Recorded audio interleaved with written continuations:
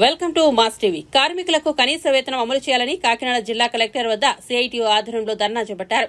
ప్రభుత్వ పాఠశాలల్లో ఆయాలుగా, శానిటేషన్ కార్మికులుగా, సెక్యూరిటీ గార్డులుగా పనిచేస్తున్న కంటింజెంట్ కార్మికులకు బతాయి పడిన 6 నెలల వేతనం తక్షణం ఇవ్వాలని కోరుతూ సిఐటియు ఆధ్వర్యంలో కాకినాడ కలెక్టరేట్ వద్ద ధర్నా నిర్వహించి కలెక్టర్ సాగిలిషాన్ మోహన్ కి వినతి పత్రం అందించగా త్వరలో చెల్లిస్తామని తెలియజేశారన్నారు. ఈ ధర్నాను ఉద్దేశించి సిఐటియు జిల్లా అధ్యక్ష కార్యదర్శులు దువ్వ శేషబాబ్జీ, చెక్కల రాజ్కుమార్ మాట్లాడుతూ ఉదయం 8 గంటల నుంచి సాయంత్రం 7 గంటల వరకు ప్రభుత్వ పాఠశాలలో పనిచేసే కంటింజెంట్ కార్మికులకు కనీస వేతనాలు ఇవ్వాలని, పీఎఫ్, ఈఎస్ఐ అమలు చేయాలని, 4వ తరగతి ఉపాధ్యాయులుగా గుర్తించాలని, 2 జతల యూనిఫామ్ ఇవ్వాలని డిమాండ్ చేశారు. ఇచ్చే 6,000 వేతనం నెలల తరబడి బకాయిలు పెడితే ఎలా బ్రతకాలని ప్రశ్నించారు. ప్రభుత్వం మారింది కాబట్టి మీరు మానేయండి.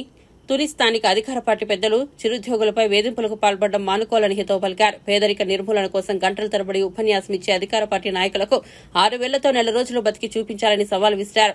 ఎమ్మెల్యే జీతం 2 లక్షలు, మంత్రి, ఎంపీల జీతాలు 4 లక్షలు తీసుకుంటూ 6,000 వేతనాలు కూడా చెల్లించకపోవడం సిగ్గుపడాల్సిన విషయమన్నారు. తక్షణం కంటింజెంట్ కార్మికుల సమస్యలు పరిష్కరించాలని, లేని పక్షంలో పని బంద్ చేసి సమ్మెకు వెళ్తామని హెచ్చరించారు. ఈ కార్యక్రమంలో CITU rural convener T Raja, జిల్లా వర్కింగ్ కమిటీ సభ్యులు Medisetti Venkataramana, Subhashini, Kapara Ratnam, Kanakala Durga, Sri Nookaratnam, G Ammaji, K Bhagyavathi, Sridevi, K Ratnam తదితరులు పాల్గొన్నారు.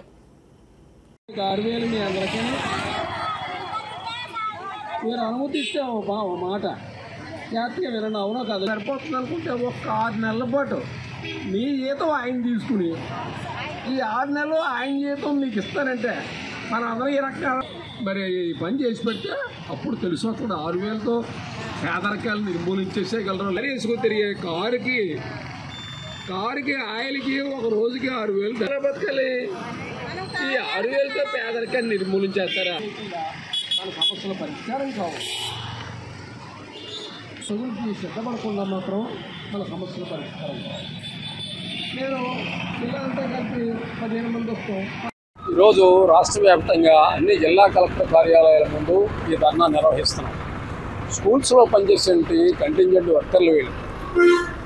హెడ్ మాస్టర్ గారు సెలవు పెట్టినా స్కూల్ నడుస్తుందేమో కానీ ఒక్కరికైనా సెలవు పెట్టిందంటే స్కూల్ నడవడం కష్టమైపోతుంది. చూడవాలి కదా, మంచినీళ్ళు పెట్టాలి కదా, ఇంకేదో చిన్న చితక పనులు చేయాలి కదా. ఇంత చేస్తూ ఉంటే వీళ్ళకి ఇచ్చే వేతనం ముష్టి 6,000 రూపాయలు. ఈ 6,000 రూపాయలు ఇస్తున్నారు. పేదరికాన్ని నిర్మూలించడమే మా లక్ష్యం అని చెప్పి మరి ప్రభుత్వం వారు ప్రకటనల మీద ప్రకటనలు గుర్తించేస్తూ ఉన్నారు. 6,000తో పేదరికాన్ని నిర్మూలించేయగలరా? ఎమ్మెల్యే గారు ఒక్కొక్కరు 2 లక్షలు జీతం, మంత్రి గారు ఒక్కొక్కరు 4 లక్షల రూపాయలు జీతం. ఇప్పుడు 6,000 రూపాయలు మంచి వేతనం అని అనుకుంటే ఒక్క 6 నెలల పాటు ఈ వర్కర్ జీతాన్ని ఎమ్మెల్యే గారిని తీసుకోమనండి, ఎమ్మెల్యే గారి జీతాన్ని వర్కర్కి ఇవ్వమనండి. అప్పుడు కొంచెం ఎమ్మెల్యేలకి తెలిసి వస్తుంది. మేము కోరిక చెప్తుంటే చేయడానికి ఒకసారి పరికరాన్ని తక్షణమే అందించండి, బకాయి వేతనం తక్షణమే చెల్లించండి, కనీస వేతనం 26,000 రూపాయలు చేయండి. ఈ పని చేయకపోయినట్టయితే రాష్ట్రం అంతా కలిపి సమ్మెలోకి వెళ్ళాల్సి ఉంటుందని చెప్పి ప్రభుత్వం వారికి విజ్ఞప్తి చేస్తుంది. ఇంద్రపాలెం హై స్కూల్ నుంచి మాట్లాడుతున్నానండి. నా పేరు అడ్డాల కృష్ణవేణి. మేము అప్పుడే పని చేస్తున్నాం కానండి, ఉదయం 8 గంటలకు వెళ్తున్నాండి, సాయంత్రం 6, 7 అవుతుంది కానీ మాకు జీతాలు పడతలేదండి. 6 నెలలు బట్టి జీతాలు పడలేదండి. తర్వాత ఎప్పుడైనా సరే ఒకసారి ఇంటికి వెళ్ళి వద్దామంటే మధ్యలో అసలు పంపించరండి. ఉదయం నుంచి సాయంత్రం వరకు అక్కడే ఉంటున్నామండి. మా కష్టానికి అసలు ఎవరు కూడా గుర్తించట్లేదండి. మా జీతాలు మాకు కరెక్ట్గా నెలకి రావాలండి. అంటే మిగతా టీచర్లకి కానీ మిగతా సార్లు కానీ అందరికీ నెలకి ఎలాగైతే పడుతుందో మాకు కూడా నెల జీతం పడాలండి. నెల జీతం పడితే కదండి మేము వెళ్ళి పని చేయగలుగుతాం. అక్కడ మేము తిండి లేకంటే మేము తిండి గడేసి అక్కడ పని ఎలా చేస్తామండి?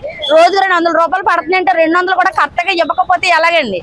మాకు రోజుకు 200 అండి, 6,000 జీతం. 6,000 కూడా నెలకి కరెక్ట్గా ఇవ్వకపోతే మేము ఏం తిని బతకాలండి? మేము అక్కడ పని చేసి రావాలి, మళ్ళీ ఇంటికాడ పిల్లలు చూసుకోవాలి, మళ్ళీ పొద్దున్న పనికి వెళ్ళాలండి.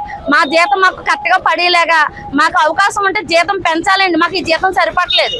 కనీసం మాకు జీతాలు పెంచాలి. మాకు నెల బాగా లేకుండా ప్రతి నెల జీతం కరెక్ట్గా పడాలండి. అప్పుడు మేము సంతోషంగా పని చేయగలుగుతామండి. అయ్యానండి కోటవార్డు మున్సిపాలిటీ స్కూల్ మాకు 6 నెలల నుంచి బకాలు ఉండిపోయండి. మా వృత్తి సార్లు మిషన్లు ఒత్తిడి చేస్తారు. మాకు ఇంతెద్దులే కట్టుకుంటామా, పిల్లలకి ఏమైనా సైపేమే చేస్తామా, తిండే తింటామా, అన్నీ మానేసినా సరే వాళ్ళు డ్యూటీ మాత్రం కరెక్ట్గా చేయాలండి. మరి వీళ్ళు జీతం ఇవ్వడానికి సిగ్గుపడాలి కదా. జీతం ఇవ్వడానికి లేదండి, సాధించాలి.